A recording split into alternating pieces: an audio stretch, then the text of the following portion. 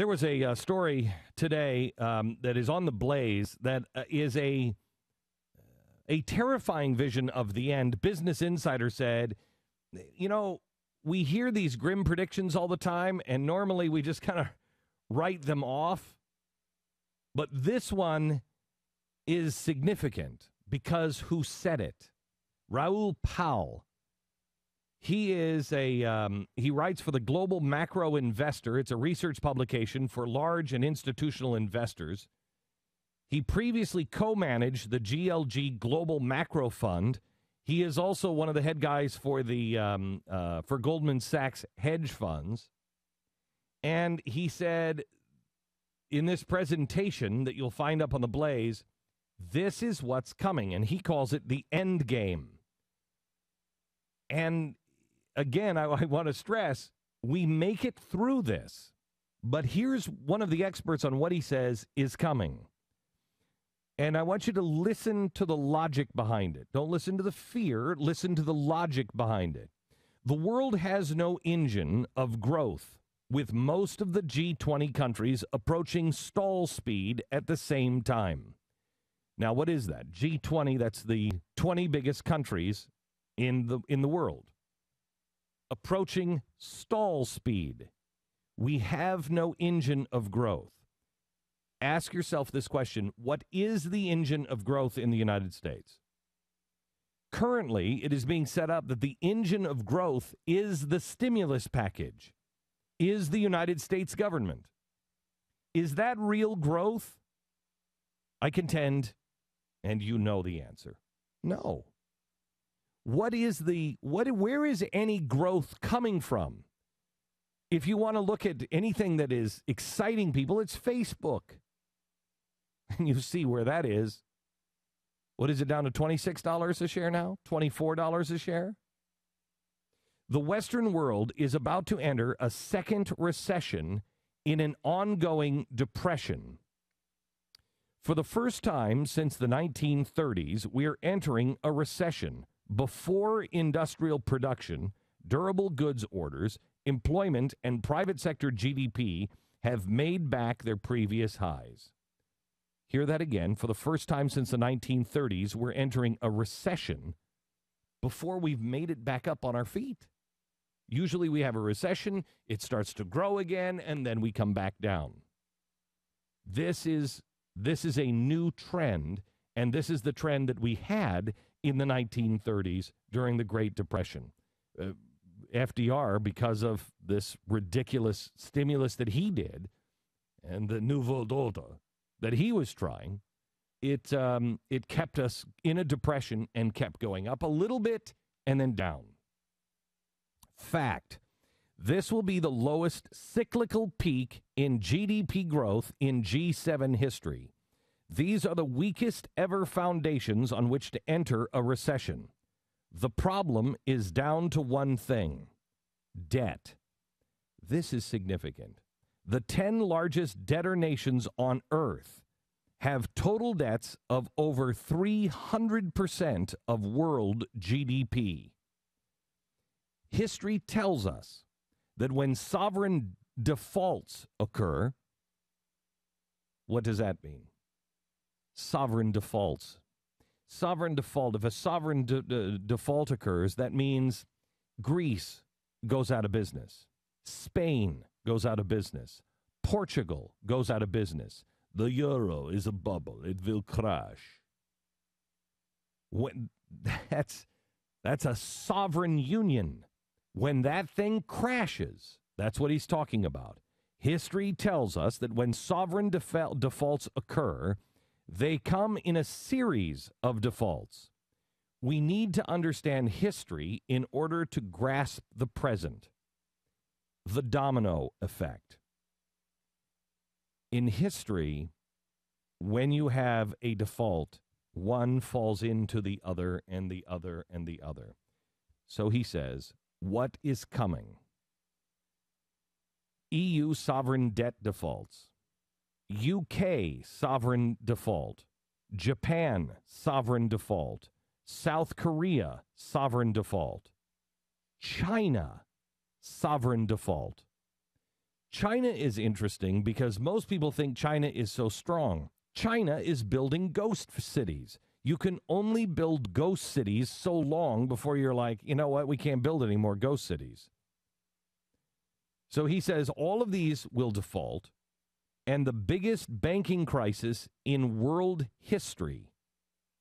Then he's got a few of the charts saying the end of finance, the end of Europe, the end of world trade.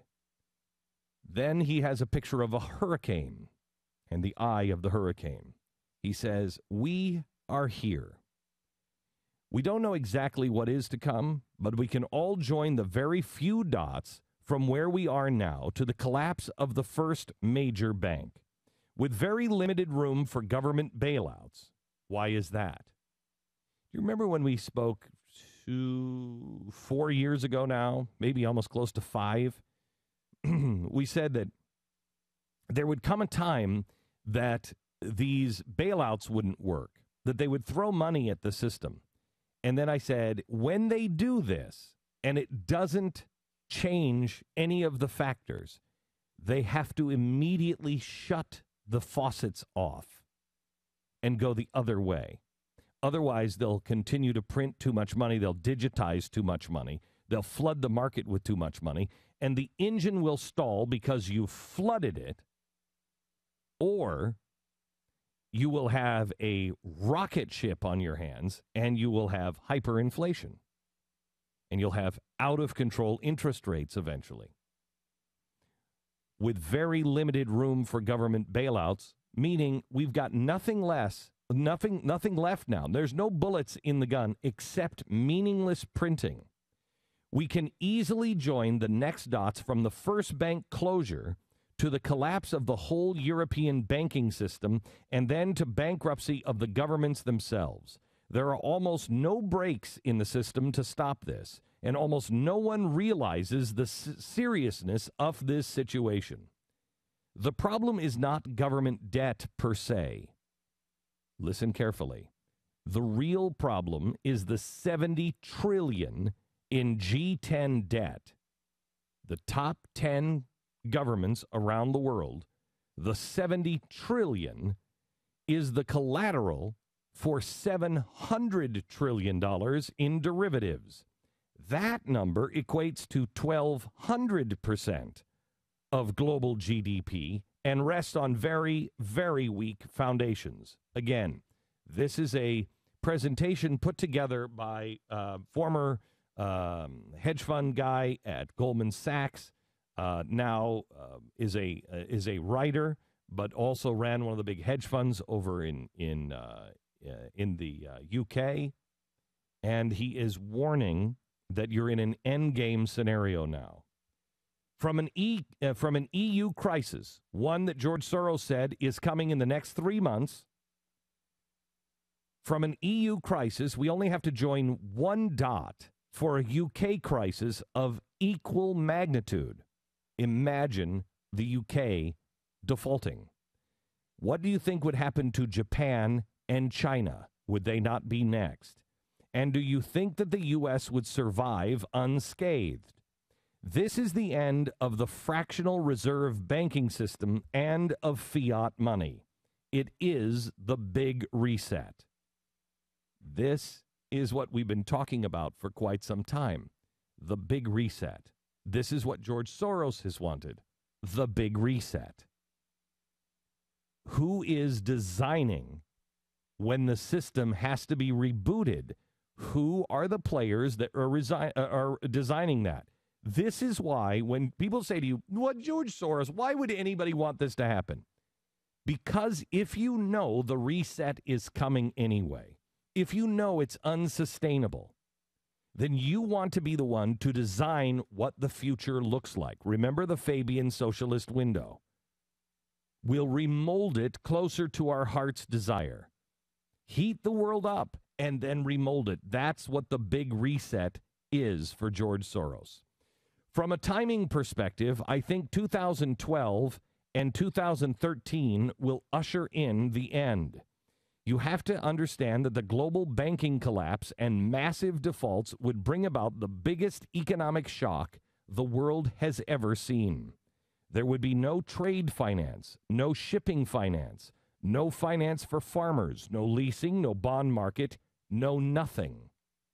The markets are frankly at a terrifying point of realizing that there is nothing they can do, including quantitative easing, to prevent this collapse. The next phase, as Spain and Italy go, will to see nationalism of banks, the nationalization of banks, and the assumption of bank debts on government balance sheets. This is what we talked to you about on Friday.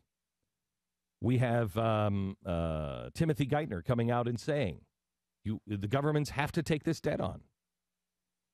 Then expect to be shut out of financial markets. Bonds will be stuck at 1% of the U.S., Germany, UK, and Japan for this phase. The whole bond market will be dead.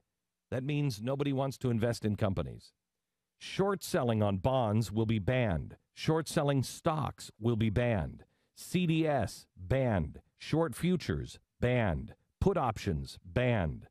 All that will be left will be the dollar and gold.